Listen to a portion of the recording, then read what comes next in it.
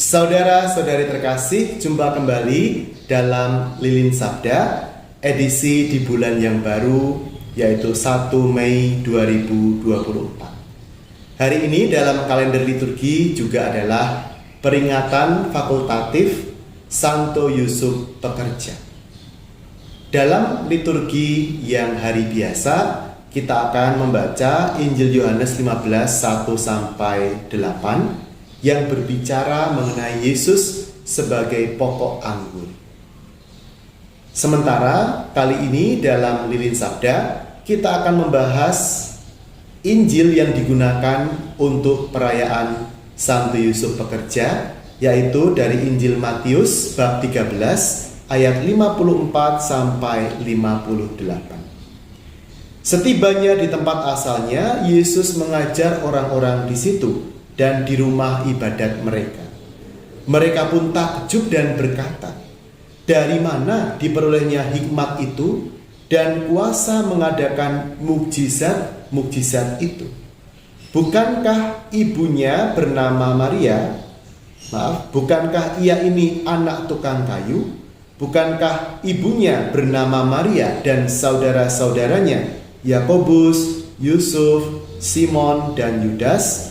Bukankah saudara-saudaranya perempuan semuanya ada bersama kita? Jadi dari mana ia memperoleh semuanya itu?" Mereka pun kecewa dan menolak dia. Yesus berkata kepada mereka, "Seorang nabi dihormati di mana-mana, kecuali di kampung halamannya dan di rumahnya." Karena mereka tidak percaya, tidak banyak mukjizat diadakannya di situ. Saudara-saudari yang terkasih dalam Kristus, peringatan Santo Yusuf Pekerja ini ditetapkan oleh Paus Pius ke-12 pada tahun 1955 sebagai ajakan bagi kita untuk meneladan Santo Yusuf, seorang suami, seorang ayah yang tulus dan bekerja keras demi keluarga kudus. Pesta atau peringatan pada hari ini juga menyadarkan kita akan betapa besarnya peran Santo Yusuf dalam kehidupan Tuhan Yesus. Pertama-tama kita klarifikasi dulu nama-nama saudara yang ada di dalam perikop ini. Karena ada orang berpikir mereka ini adalah anak-anak dari Bapak Yusuf atau dari Bunda Maria yang lain. Ya.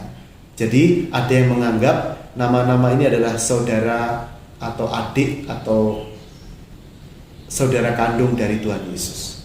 Jawabannya adalah seperti ini.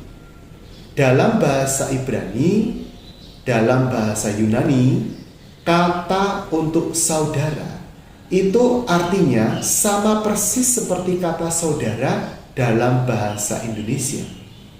Sehingga kata saudara di sini tidak selalu berarti adik kandung. Sepupu itu juga dalam bahasa Ibrani disebut sebagai saudara. Tidak ada kata khusus untuk sepupu. Kadangkala tidak ada kata khusus untuk paman dan sebagainya dalam bahasa Ibrani. Maka saudara di sini berarti adalah kerabat secara luas. Sehingga nama-nama yang tadi muncul, misalnya, bukankah saudara-saudaranya Yakobus, Yusuf, Simon, Yudas, lalu saudari-saudarinya perempuan, itu artinya bukan berarti saudara kandung. Ya, itu dulu.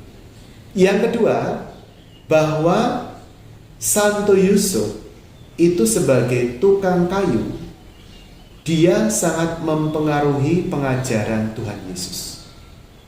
Santo Yusuf adalah seorang tukang kayu yang dalam bahasa Yunani disebut sebagai tekton. Kita tahu ada gempa tektonik ya, gempa batuan. Nah, tekton itu lebih luas daripada tukang kayu.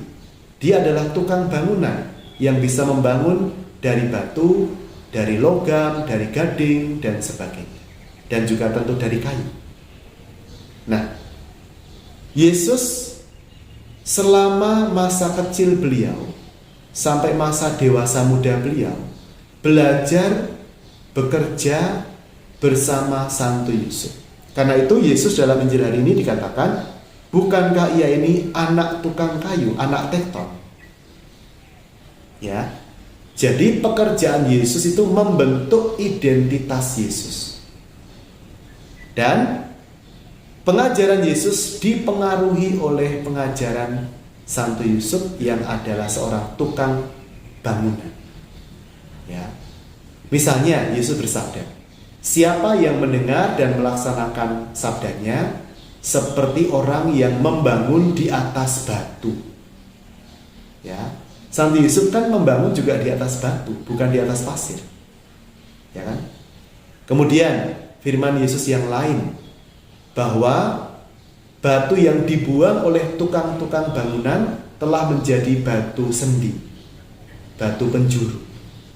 Nah, sabda ini lahir dari pengajaran Santo Yusuf tentang teknik membangun bangunan. Ada batu penjuru yang menjadi kunci, yang menjadi penopang bagi sebuah struktur bangunan. Ya. Jadi kita bisa melihat bahwa pengajaran Santo Yusuf itu mempengaruhi sabda-sabda Yesus. Bukankah juga ada sabda Yesus yang lain?